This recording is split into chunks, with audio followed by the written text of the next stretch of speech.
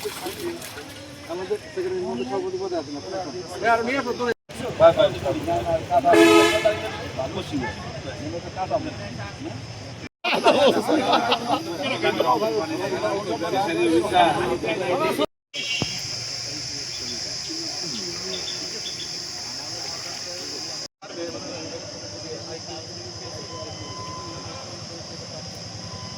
দিক থেকে কাটতে করেন পশ্চিম দিক থেকে ওরা ক্যামেরায় আসুক পশ্চিম দিক থেকে।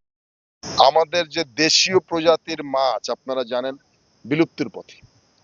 একটু আগে সাংবাদিক বন্ধুরা আপনারা বলেছেন এখানে যে কারেন্ট জাল, তারপরে চায়না জাল, এই যে নানান প্রযুক্তি, তারপরে যে হুক্কো বলে একটা জিনিস দেখলাম, তারপরে ইলেকট্রিক শক তো আরো মারাত্মক আকার ধারণ করছে ইদানিং।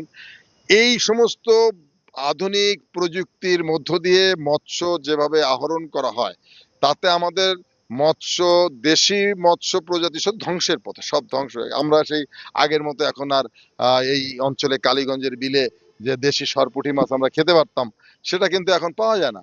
একসময় এই কয়েক বছর আগেই এখানে ছিল, এখন নাই। তার মানে কি ধ্বংস করে ফেলে। কারণ যে প্রযুক্তি চায়না জালের মধ্যে একবার যেটা ঢোকে, আমরা খাওয়ার উপযোগী যেটা, সেটা তো আছেই, আর যেটা খাওয়ার উপযোগী হয় না সেটাও এর সাথে চলে যাচ্ছে। অর্থাৎ এটার জন্য আমাদের সকলের সচেতন হওয়া উচিত।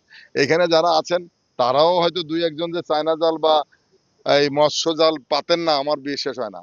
হ্যাঁ, যে কিছু মাছ পাইতে ধরে নদীর মধ্যে, যারা নদীর কিনারে বাড়ি, কিছু মাছ, কিন্তু ওর সাথে যে আরো অনেক মাছ মরে যায় সেদিকে খেয়াল নাই, নিজে কটা মাছ পাইলেই তো হইলো, এরকম একটা আর কি অবস্থা। তা আমরা যেন সবাই সচেতন হই, সমাজের সকল মানুষ যদি সচেতন হয়, তাহলে ওই মাদকের মতো আমরা এই প্রজাতির মাছ রক্ষা করতে পারবো এবং আমরা সবাই এটা ভোগ করতে পারবো। এই যে নতুন পানি যখনই আসছে, এই নতুন পানি আসার সাথে সাথেই এই প্রযুক্তি দিয়ে মাছ ধরা শুরু হয়েছে। তার শেষকালে যে আর বড় মাছ কোথায় পাবো? পাবো না। এখন এই জন্য আমাদের সচেতনতা দরকার। আমরা যদি সবাই সচেতন হই, তাহলে আমার মনে হয় এই সমস্যা থেকে আমরা বের হয়ে আসতে পারবো। সকলকে ধন্যবাদ।